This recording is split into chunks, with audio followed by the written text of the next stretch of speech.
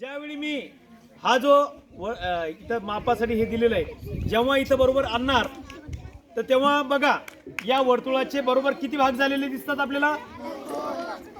दोन झाले म्हणजे वरती एक आणि खाली एक. आणि तसे पण म्हणले आपण जसं 1/4 त्या पद्धतीने हे अर्धे भाग झाला, बरोबर वर्तुळाचा अर्धा झाला, समान भाग झाला.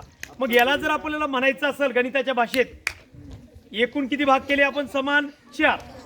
4 पैकी आता किती भाग केले आपण याचे? 2. मग कसं म्हणणार याला? 2/4 म्हणणार आपण, म्हणजे अर्धा आहे की नाही? 2/4 म्हणजेच अर्धा. 1/2 कसं होतं? बे बेदुनी 4 म्हणजे 1/2. ज्यावेळी आपण पुन्हा इथं आणणार बघा, आता किती भाग केलेत आपण या वर्तुळाचे? किती केले? 3 भाग केले. किती भाग केले? 3. मग याला जर आपल्याला सांगायचं असेल आपल्या अपूर्णांकाच्या भाषेत तर किती सांगणार आपण? किती? नीट सांगा, व्यवस्थित विचार करून सांगा. किती?